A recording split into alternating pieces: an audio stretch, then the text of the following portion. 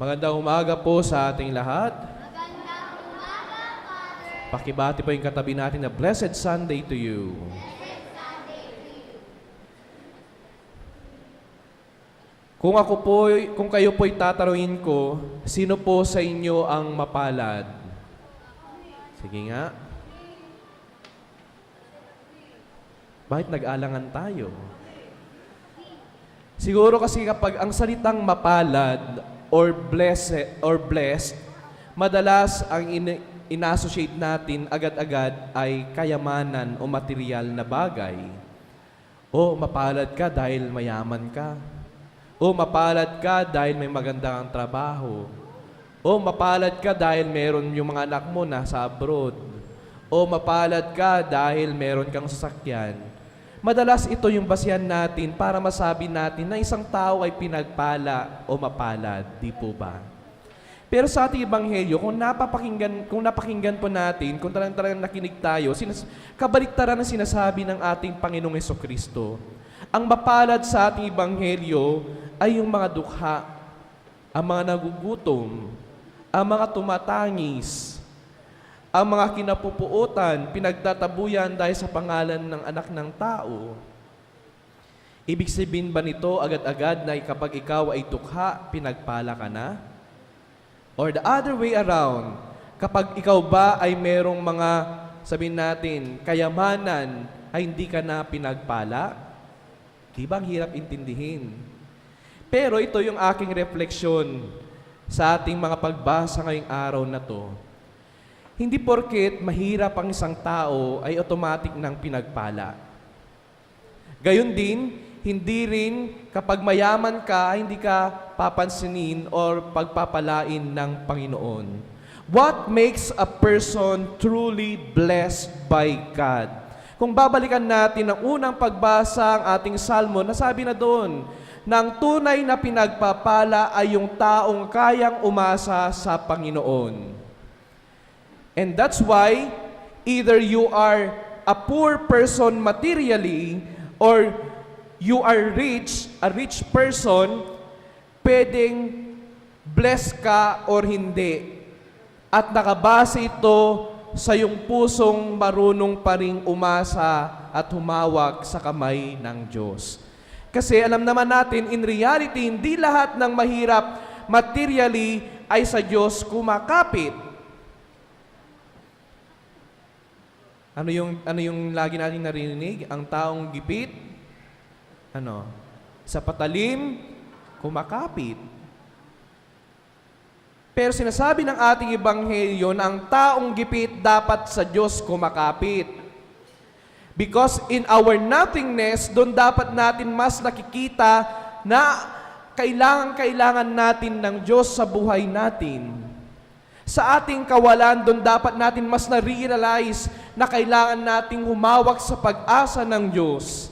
Kapag tayo'y nagugutom, kapag tayo'y inuusig, kapag tayo'y tumatangis, di ba, doon tayo mas malapit sa Panginoon. Yun yung nagpapalapit sa atin. And I do not know if you will believe it or not, dumaan kami sa ganyang karanasan. Yung walang-wala, yung kailangan nyo i-give up lahat. Yung pakiramdam niyo talong-talo kayo dahil ito kayo dati, tas biglang bagsak na walang-wala.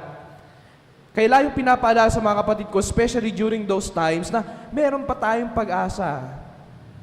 Pwedeng pagtawanan tayo ng mundo dahil hindi na tayo maparad sa kanilang pananaw, pero meron pa rin tayong tatakbuhan at yun ay yung pag-asa na ibinibigay ng Panginoon sa atin. That's why, my dear friends, hindi porket materially poor ka, blessed ka. Kasi pwedeng materially poor ka na nga, pero ayaw mo pang lumapit sa Panginoon. Ayaw mo pa rin magtiwala, ayaw mo pa rin umasa sa Kanyang pag-asa, ayaw mo pa rin tumangis at sabihin sa Kanya, Lord, kailangan kita. Gayun din naman, on the other way around, pwedeng mayaman ka, you have everything in the world. Pero does not mean na kahit mayaman ka, ay hindi ka pagpapalain ng Panginoon. Hindi ka pwedeng maging dukha. Kasi I know a lot of people, they have everything, mayaman, pero mapagpakumbaba pa rin at kanilang kinikilala ang Diyos bilang sentro ng buhay nila. That's why hindi naman sinasabi dito, woe to you who are rich. Hindi ibig sabihin, wala nang grasya or hindi na kayo pagpapalain ng Panginoon. Kundi, we can sense from our gospel reading na meron lang warning. Because it's also a reality that when you have everything in the world, when you are happy, kapag gigising ka, wala ka ng problema, nakahain na lahat, nandyan na lahat, yung mga material na bagay, mas madalas nariyan yung temptasyon para wag nang pansinin ng Panginoon. When you're happy, or when you have a lot of things in your life, most often than not, ilan lang din yung bumabalik pa rin sa Panginoon para sabihin na kailangan pa rin kita.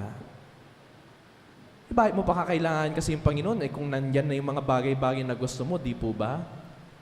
Pero hindi eh. May makakilala ko na mayaman, may kaya sa buhay, may pinag-aralan, pero alam nila na walang-wala sila kung walang Diyos sa buhay nila. I hope and I pray na doon yung kapag binabasa natin ito, hindi automatic na, dukha, pinagpala ng Diyos. Mayaman, di yan pinagpapala ng Diyos. Wala eh. Regardless whether you are rich or poor, what makes you blessed is when you still acknowledge the importance of God in your life. Mayaman, mahirap, lahat pinagpapala as long as kinikilala pa rin nila ang Diyos sa buhay nila. But of course, ina-highlight ng Panginoon yung salitang pagpapala sa mga dukha kasi alam natin sa mga nagugutom, sa mga tumatangis, sa mga kinapupuutan ng ibang tao kasi nga mas drawn dapat sila na tumakbo sa Panginoon, especially sa mga panahon na walang-wala sila. So, ano masasabi natin sa ating mga pagbasa ngayon? Ito lang, isang reflection lang ang meron ako. Mayaman o dukha, dapat lagi sa Panginoon kumakapit. How fortunate you are if you are already blessed by God with material things. All the more dapat na marirealize mo na mga bagay na meron ka ngayon ay galing pa rin sa pagpapala at pagmamahal ng Diyos. Pero kung ikaw ay nasa sitwasyon na walang-wala, pinagtatawanan ng mundo, hindi mapalad sa mukha ng mundo, well, meron pa tayong tatakbuhan. Hindi pa tayo ubos ng bala. Meron pa ang Diyos na ating pupuntahan. At alam natin na kapag siya ang ating tatakbuhan, hinding-hindi tayo mawawalan. At alam ko, ng pagtitiwala sa gitna ng kawalan ay napakahirap. Kasi gusto ka agad natin may bumalik. Gusto agad natin may grasya, may biyaya. Pero alam natin na kapag humawak tayo sa Kanya, hindi man agad-agad magbabago yung buhay mo bukas, di man agad-agad nandyan yung blessing o yung inihingi na material na bagay. Ang sabi nga dito, ang taong umaasa, ang premyo niya wala rito, kundi sa kaharian ng Diyos.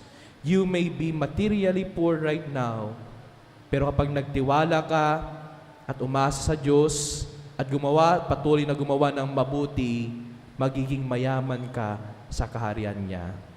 All the more, na kapag ikaw ay financially blessed ngayon, mas magiging mayaman ka pa kapag hindi mo hinayaan na ang pera, kapangyarihan at karangyaan ang maging sentro ng buhay mo dito sa lupa. Kapag nariyan pa rin ang Diyos sa buhay na yan, sa gitna ng karangyan at kayamanan, mas pagpapalain ka rin doon sa kaharian ng Diyos. My dear friends, ito yung calling sa atin ngayon. Rich or poor, umiiyak man ngayon o hindi, tumatawa o hindi, inuusig o hindi, lahat tayo kailangang humawak at umasa sa grasya at pagmamahal ng Diyos. So that makes you a blessed That is what makes you a blessed person. Kapag marunong kang umasa at magtiwala sa Diyos. So ngayon, tatanungin ko po kayo ulit. Pinagpala ba kayo ng Panginoon? Yes or no? Yes. Mayaman, mahirap, basta kumakapit sa Panginoon, sila yung tunay na pinagpala. Amen.